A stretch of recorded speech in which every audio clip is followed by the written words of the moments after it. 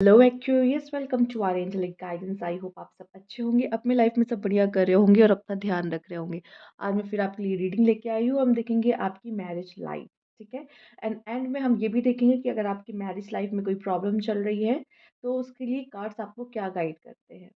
तो पहले आइए देख लेते हैं कि आपकी मैरिज लाइफ कैसी रहेगी एक्यूरियस।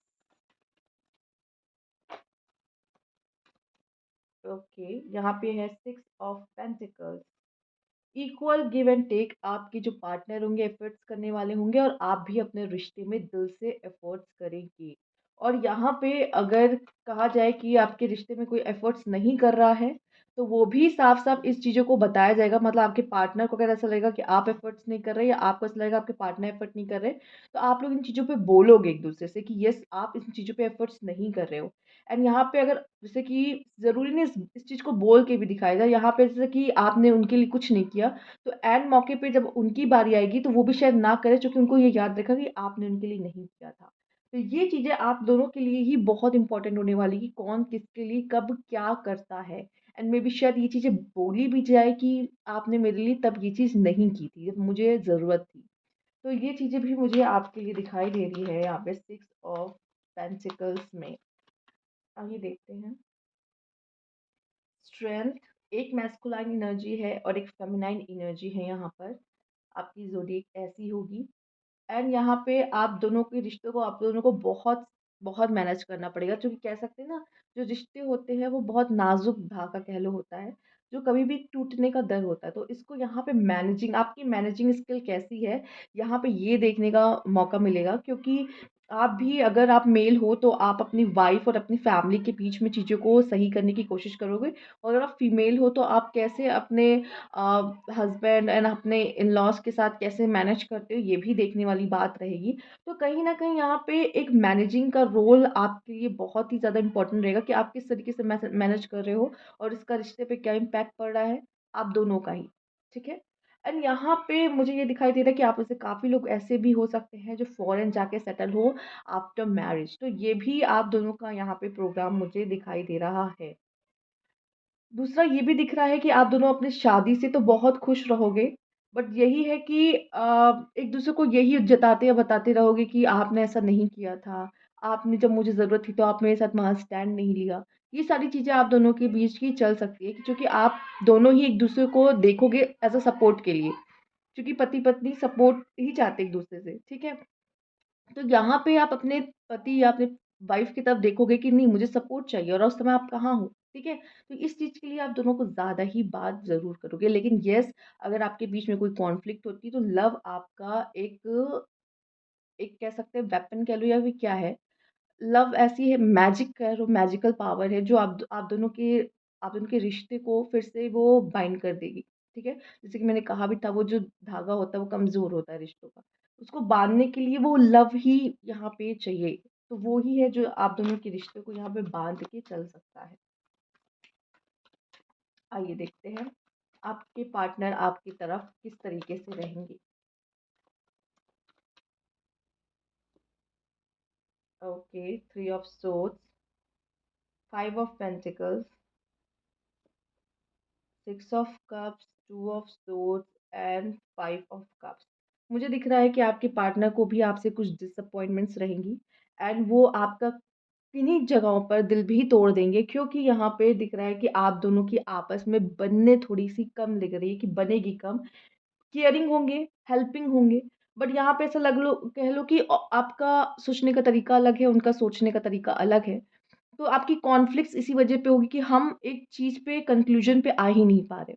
इनको वो सही लग रहा है, उनको वो सही लग रहा है, तो आप एक कंक्लूजन पे आ नहीं पाओगे। कभी वो आपका दिल भी तोड़ेंगे, कभी वो आपका साथ भी नहीं निभाएँगे। आपको हेल्प, अगर कोई भी चीज़ में आपको हेल्प चाहिए होगी तो वो वहाँ पे हैं हेल्प करने के लिए। लेकिन जब आपको उनका सच में सपोर्ट चाहिए होगा कि यहाँ मेरे पार्टनर मेरे लिए खड़े होके मेरे लिए बोले, मेरे लिए लड़े, तो वहाँ पे वो चीज़ यहाँ पे नहीं दिखाई देगी। आप अब इमोशंस में आके कन्फ्यूजन्स में आ गए, मुझे इस समय पे क्या करना चाहिए। आपकी मैरिज में इस तरीके की कंडीशंस क्रिएट हो जाएंगी कि जब आप इमोशनल काफ़ी हो गए, क्योंकि ये रिश्तों का मामला है, रिश्तों में इमोशंस ही ज़्यादा यूज़ होते हैं। इमोशनली आपको नहीं समझ में आएगा कि मैं इस समय पे कैसे रिएक्ट करूँ। जिसकी वज़ह से कभी-कभी आपसे भी कुछ गलतियाँ हो जाएँगी या आपके पार्टनर से, जिसकी वज़ह से यहाँ पे कुछ ऐसी भी चीज़ें परिस्थितियाँ देख सकते हो लाइक सेपरेशन। अगर एक्वेरियस आप ये चीज़ें देख रहे हो तो आपका एंडिंग भी देखना ज़रूरी है, क्योंकि इसमें मैं बताने वाली हूँ कि अभी आपके रिश्ते में जो प्रॉब्लम चल रही है उसका क्या होने वाला है, ठीक है? उसके लिए कार्ड्स आपको क्या गाइड करते हैं। लेकिन ये दिख रहा है सेपरेशन। सेपरेशन ऐसा नहीं कि बहुत लंबे पीरियड का नहीं, कुछ समय का आएगा सेपरेशन, जिसमें आप दोनों को चीज़ें जो कि समझ में नहीं आ रही ना, उस समय आप लोग या तो बहुत गुस्से में या तो बहुत ज़्यादा उदास होके या जो भी इस समय पे इमोशंस आप फ़ील करोगे, आप उस समय पे कुछ ना कुछ ऐसा कर रहे होगे। जैसे कि आप बहुत ज़्यादा प्यार ही फ़ील कर रहे हो उनके लिए, पर उस समय पे शायद आपको अपनी बात रखनी चाहिए थी, लेकिन आपने नज़रअंदाज कर दी उनकी कुछ चीज़ों को। अब उस समय पे जो चीज़ें आपने नज़रअंदाज की, वो आगे चल के फिर रिपीट में होंगी। तो बहुत सारी चीज़ें हैं कि उस समय पे मुझे कैसे रिएक्ट करना चाहिए, ये बहुत ज़रूरी है, जिसकी वजह से ये चीज़ें आपके लव लाइफ में आपको देखने को मिल सकती हैं। अब आपके इन-लॉज़ के बारे में हम यहाँ पे जानते हैं कि वो कैसे होंगे। आइए देखते हैं, उनके साथ आपका रिश्ता कैसे रहने वाला है। Page of swords, king of cups, four of cups, four of swords and eight of swords. यहाँ पे बस मैं इतना कहूँगी, आपको आपके पार्टनर से बहुत ज़्यादा सपोर्ट नहीं मिलेगा। और ये भी दिखाई दे रहा है कि फैमिली सपोर्ट भी बहुत कम दिख रहा है कि आपके इन-लॉज़ आपको सपोर्ट करें, ठीक है? एंड आप भी यहाँ पे चीज़ों को ऐसे नहीं कि आप अगर कुछ हो रहा है तो उसमें आप चुप बैठो, नहीं, आप अपनी पूरी ओपिनियंस रखोगे, अपनी पूरी बात कहोगे कि आपको जहाँ लग रहा है, क्योंकि आप भी एक फैमिली मेंबर होगे और यहाँ पे अगर आपको लग रहा है कि मुझे कुछ नहीं बताया जा रहा या मुझसे कुछ छुपाया जा रहा है या मुझे भी यहाँ पे डिसीज़न मेकिंग में आना चाहिए, मैं भी किसी को कोई एडवाइस दे सकती हूँ क्योंकि मैं भी एक फैमिली के मेंबर हूँ, तो यहाँ पे आप ज़रूर जाओगे, ज़रूर बात करोगे, ठीक है? और अगर आप मेल हो तो मुझे यहाँ पे दिखाई दे रहा है कि आप इन-लॉज़ की तरफ बहुत ज़्यादा नहीं, येस आपका एवरेज रिलेशनशिप उनके साथ रहेगा, ना बहुत ज़्यादा इन्वॉल्वमेंट, ना बहुत ज़्यादा ऐसे। येस, आपके इन-लॉज़ की तरफ से भी ऐसे लोग हो सकते हैं, मेल्स अगर आप देख रहे हो, कि जो रिश्तों में प्रॉब्लम्स क्रिएट कर सकते हैं। लाइक ज़रूरी नहीं है कि आपके इन-लॉज़, उनके रिलेटिव्स भी हो सकते हैं, ठीक है? जो उनको कुछ बोलकर आप दोनों के रिश्ते में प्रॉब्लम्स क्रिएट कर सकते हैं। दूसरा, अगर आपको लगता है कि आपकी पार्टनर, मेल्स पहले मैं आपकी ही बात कर रही हूँ, अगर आपको लगता है कि आपकी पार्टनर कहीं गलत जा रही हैं या गलत कर रही हैं, तो आपको लगेगा कि आपके इन-लॉज़ उनको समझाएँ, तो यहाँ पे वो चीज़ें आप भूल जाइए। सपोर्ट समझाएँगे लेकिन वो पूरा-पूरा सपोर्ट करेंगे, जबकि अगर आपसे भी गलती हो रही है, वो देख रहे सामने वाला गलती कर रहा है, तो अपने अपने बच्चे की पूरी-पूरी सपोर्ट वो ज़रूर करेंगे।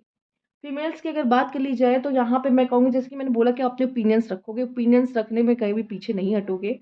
अपने डिसीज़न मेकिंग में भी यहाँ पे आने की कोशिश करोगे, या तो ऐसा है कि नहीं, अगर आपको किसी ने कुछ गलत बोला तो आप उसको ज़रूर कहोगे कि नहीं, ऐसा तो नहीं है, ठीक है? जो आपने नहीं किया उसके लिए आप ज़रूर स्टैंड लोगे।